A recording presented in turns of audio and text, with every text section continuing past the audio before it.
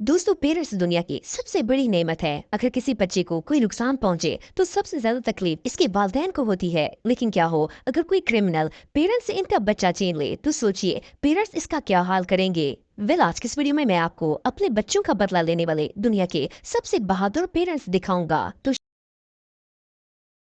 Gary पलोचे। दूसरी story जून 1983 की है। गैरी अपनी फैमिली के साथ लुजियाना में रहता था। इसका एक बेटा था जिसका नाम जॉर्डी था और इसकी उम्र सिर्फ 11 साल थी। ये डेली जॉर्डी को अपने एक मार्शल आर्ट फ्रेंड के पास भेजता जो इसे कराटे सिखाता था। उस कराटे मास्टर का नाम जेफ डूडी था। जेफ कहने को तो गैरी का बहुत अच्छा दोस्त था, लेकिन इसके बेटे जॉर्डी को लेकर जेफ की नीयत ठीक नहीं थी। एक दिन इस कराटे मास्टर ने गैरी के बेटे को किडनैप किया और कैलिफोर्निया फरार हो गया। कैलिफोर्निया में जाकर इसने होटल में एक रूम रेंट पर लिया और बच्चे के साथ ज्यादती शुरू कर दी। जब इस बच्चे के बाप को अपने बच्चे की गुमशुदगी का एहसास हुआ तो इसने फौरन पुलिस को इन्फॉर्म कर दिया। आखिरकार 3 दिन के बाद पुलिस ने जेफ को जॉर्डी समेत कैलिफोर्निया के एक होटल से गिरफ्तार कर लिया। जब इन्वेस्टिगेशन की गई तो पता चला कि जेफ ने जॉर्डी को बहुत ज्यादा ज्यादती का निशाना बनाया और सिर्फ इतना ही नहीं बल्कि इस मासूम बच्चे पर तशद्दुद भी करता था। एनीवे काफी माह तक जेफ का केस इसी तरह चलता रहा और गैरी ने इसे सजा दिलवाने की कोशिश की, लेकिन अदालत ने कोई खास एक्शन नहीं लिया।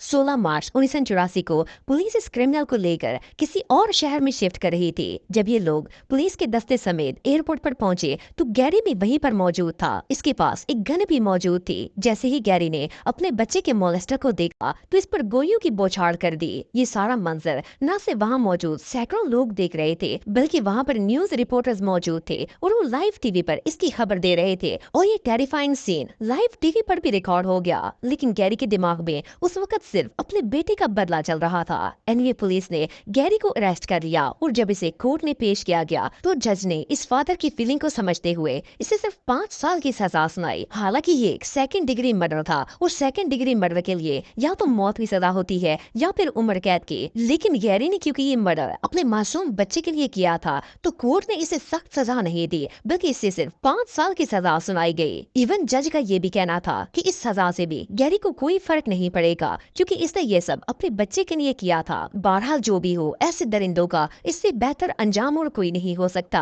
March of 1984, when authorities escorted 25-year-old Jeffrey Doucette through the Baton Rouge airport to face charges of kidnapping a 12-year-old boy. The victim's father suddenly appeared, shot Doucette while news cameras were rolling.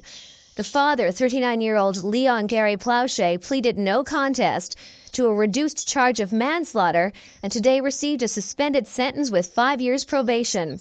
The judge said prison would serve no useful purpose. Jason browning. दूसरी story Florida में रहने वाले एक शख्स Jason browning की है। इसका एक 11 साल का बेटा था और जेसन के घर के पास एक लड़का रहता था जिसका नाम रेमंड था। रेमंड की उम्र 18 साल थी। ये जेसन के बेटे का न सिर्फ बहुत अच्छा दोस्त था बल्कि इसके बिल्कुल फैमिली मेंबर्स की तरह था।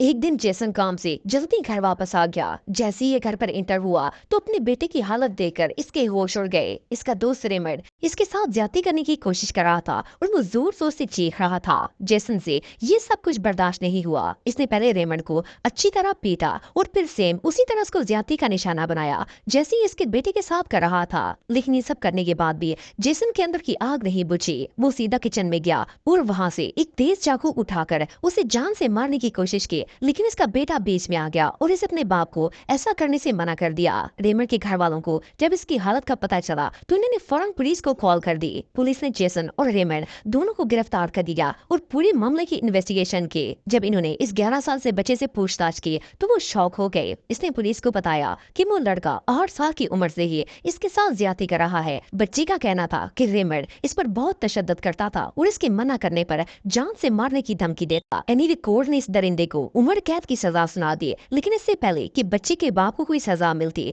पुलिस ने इसे फुल सपोर्ट किया और इसे सजा होने से बचा लिया। पुलिस का कहना था कि जेसन ने बिल्कुल वही किया जो एक बाप को करना चाहिए था और इस तरह के क्राइम करने वालों को यही सजा मिलनी चाहिए। जीसस मोरा फ्लोरेस। दोस्तों, कुछ साल पहले की बात है कि टेक्सास में एक कपल रहता था। इनकी 5 साल की एक बेटी थी। इसके फादर का अपना खेत था जहाँ इसने कामकाज के लिए एक मुलाजिम रखा हुआ था जिसका नाम जीसस मोरा था। एक दिन इस बच्चे का बाप दोपहर का खाना लेकर लेकर आ रहा था कि अचानक खेतों से इसने अपनी बेटी के चीखने की आवाज सुनी। ये शदीद घबरा गया और भागकर इस तरफ गया जहाँ से इसकी बेटी की आवाज आ रही थी। जैसे ही ये वहाँ पहुंचा तो इसने देखा कि इसका मुलाजिम इसकी बच्ची के साथ ज्यादती कर रहा है। इससे ये मंजर बर्दाश्त नहीं हुआ और इसने खेत में पड़े हुए टूल से अपने मुलाजिम को मारना शुरू कर दिया। जब इसके मुलाजिम की हालत मरने वाली हो गई तो इस बंदे ने खुद भी पुलिस को कॉल कर दी और बताया कि एक शख्स इसके हाथों से मरने वाला है। एनीवे जब पुलिस वहाँ आई तो इन्होंने देखा कि जेसस खून से लिपटा हुआ है और ये दोनों बाप बेटी वहीं पर मौजूद थे। पुलिस ने इस फादर को गिरफ्तार कर लिया और जेसस को फौरन हॉस्पिटल शिफ्ट कर दिया। लेकिन इसके मुलाजिम की हालत इतनी खराब थी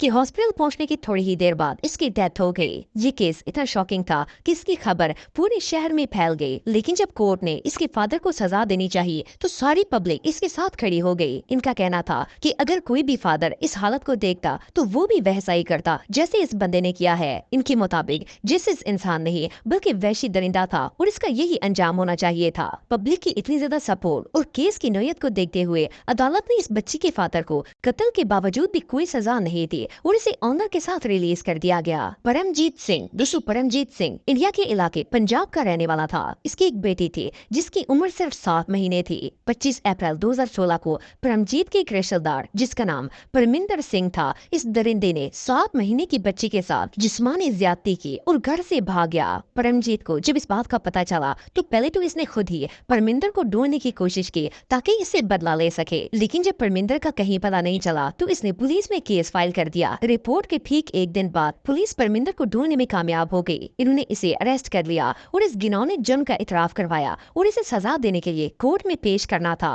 लेकिन बच्ची के बाप ने पुलिस से कहा कि वो परमिंदर से सुलह सफाई से बात करना चाहता है। सिर्फ इतना ही नहीं बल्कि इसने कहा कि ये परमिंदर से खुद बात करेगा और इसे कोर्ट भी लेकर जाएगा और वहाँ जाके इसका सारा मामला सॉल्व करेगा। पुलिस ने इस बच्ची के बाप को इससे बात करने की परमिशन दे दी, लेकिन पुलिस को इस बात का अंदाजा भी नहीं था कि परमजीत के दिमाग में क्या चल रहा है। इसने परमिंदर को किसी तरह बहला फुसला कर बाइक पर बिठाया और पुलिस स्टेशन से भगा कर ले गया। रास्ते में इसने पहले परमिंदर को नशे वाला शरबत पिलाया जिससे वो बेहोश हो गया और फिर ये उसे एक जंगल में ले गया। यहाँ आकर परमजीत ने पहले इसे एक दरख्त से बांधा और फिर तेज धार वाले चाकू से इसके दोनों हाथ काट दिए। सिर्फ इतना ही नहीं बल्कि इसने रस्सी से परमिंदर को गला घोंट कर मारने की कोशिश की, लेकिन किसी तरह परमिंदर अपनी जान बचाकर भाग गया। जब पुलिस को सारी बात का पता चला तो उन्होंने बच्ची के बाप को भी अरेस्ट कर लिया।